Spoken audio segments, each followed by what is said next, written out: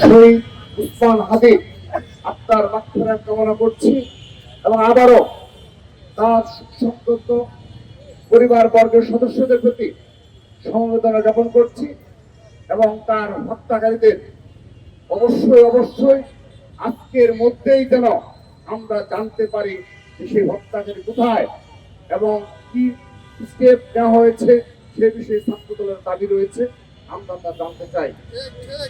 কিন্তু এই ঘটনা প্রবাহের মাঝেই আমরা দেখেছি বিগত ১.৫ বছরের অধিক সময়ে যে মবকেসি চলমান রয়েছে, ৫ আগস্ট পরবর্তী বাস্তবতায় একটি বিশেষ গোষ্ঠী যারা সোশ্যাল মিডিয়ার প্রপাগান্ডা বাদ বাহিনী এবং ইসলামের একটি অংশ, ইসলাম ধর্মের একটি অংশকে পুঁজি করে এবং যারা মবকে পুঁজি করে রাজনীতি করে, তাদের প্ররোচনায়, তাদের প্রত্যক্ষ ইন্ধনে ময়মনসিংহের তালুকায়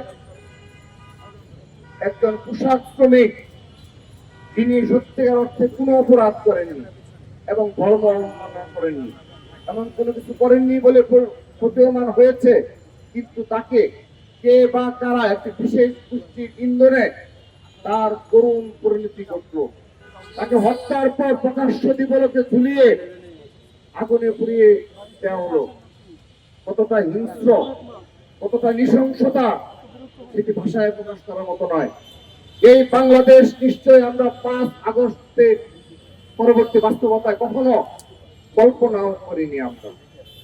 আমরা সেই সাথে আরেকটি ঘটনা, এটি ভাষায় প্রকাশ করার মতো নয়।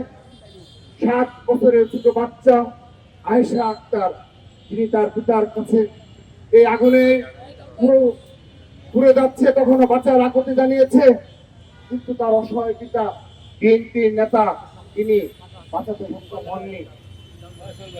এই বাংলাদেশকে আমরা চেয়েছিলাম, আমরা এই বাংলাদেশ চাইনি। ৫ আগস্টে, জুলাই আগস্ট গণঅভ্যুত্থানে তারা জীবন দিল, তারা নিশ্চয় ভাবেনি এখানে উসমান হাদিকে জীবন দিতে হবে, এখানে দীপুচন্দ্র দাসকে পুড়িয়ে মেরে ফেলা হবে, এখানে আয়েশা আক্তারকে এভাবে এতটা নৃশংস ভাবে দরজায় তালা লাগিয়ে পেট্রোল ঢেলে আগুনে পুড়িয়ে মেরে ফেলা হবে।